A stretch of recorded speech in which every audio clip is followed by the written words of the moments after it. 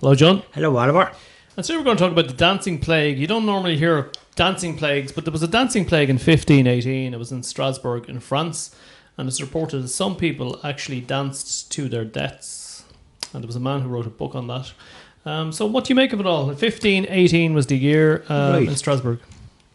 Well, so it happened, apparently one started the business of the dancing, and then it took off and a lot of them were dancing.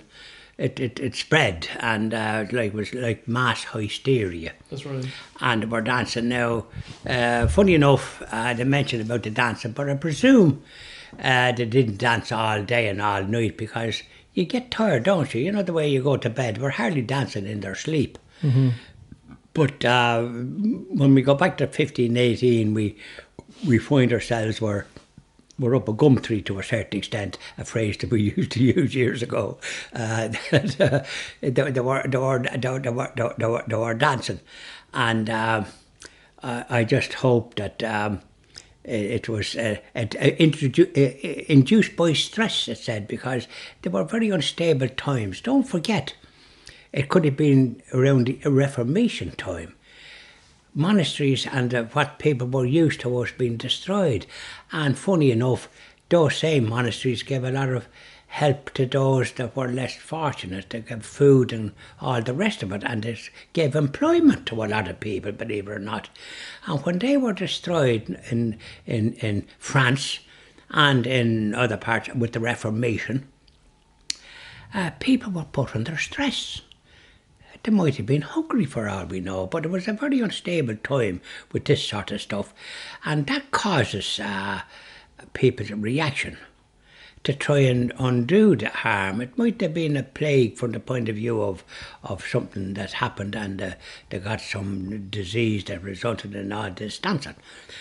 But funny enough, that was that plague. But there was a time years ago in the US, I don't know if it happened other places, but there was the jiving, and there was a competition for people that were jiving, and they could, the one that could keep jiving the longest could win something.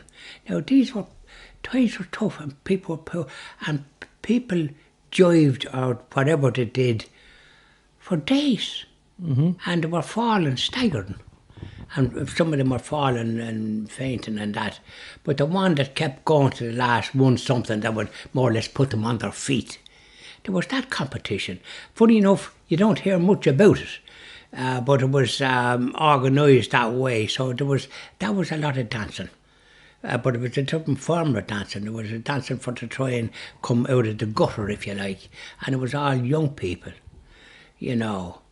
So we have this type of situation where there was dancing, that type of dancing.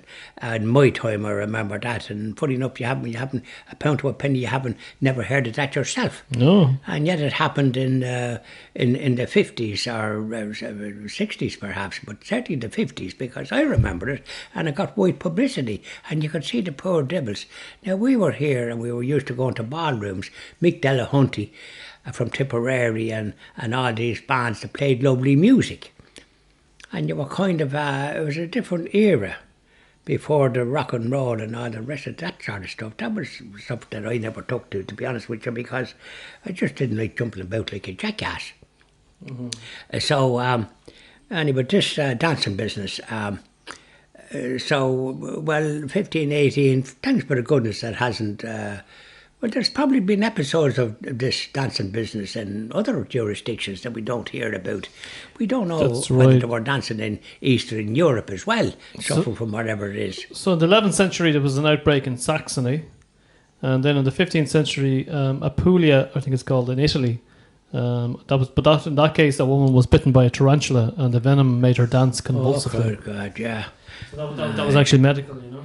Aye, well, God, there you are. So you don't think there's things like that in those countries, but of course, only for St. Patrick, apparently you got rid of snakes here, said. And there must have been snakes, because you can go to countries and then that's what you come across. And by the way, in some parts, and this is the danger with people from multicultural society, some of them keep these type of things as pets.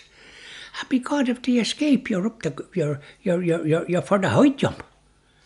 That's it. Look, there's many theories as to why, whether first of all people died or not in 1518. No, it went on from July to September. Aye, but they dance during the day, or they couldn't be dancing all day and all night. Well, they were apparently, and so they're saying like it was either stress-induced mass hysteria, could be food poisoning, and in the case of one woman there we seen in Italy, it was actually she was bitten by a snake. Aye, well, that was a different kettle of fish. But I'd say the ones in Strasbourg, there wouldn't have been too many peculiar things getting bitten there, but there would have been a very stressful time as regards instability and hostilities between this one, that one, and the other. There seemed to be nothing but bloody wars. As far as there was 100-year war thing between Britain and some other, France, or in all these places. So there was all that. So life was very precarious, and then people didn't live long lives. Anybody that lived to be a kind of an old age there was a miracle that they managed to escape it.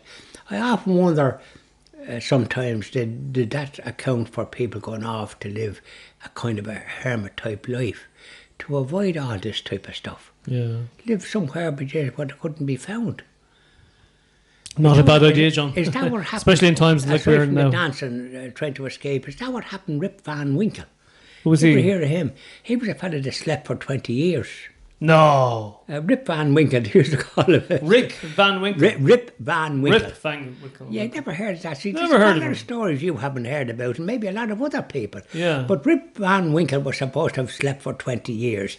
Now, and then somebody might say to you, you're a real Rip Van Winkle because perhaps you're dozing in when you shouldn't be dozing. Suppose you were in school, and before you can say Jack Robinson, your eyes is closed when you're listening to a drone of a voice. Okay, and was this a kind of a legendary character, or was he Well, real? he was a or- legendary character, but he was called Rip Van Winkle anyway, so whether it was true or not, but it was a story that certainly we knew, and if a person was too dozy, you must say, God, you're a real Rip Van Winkle.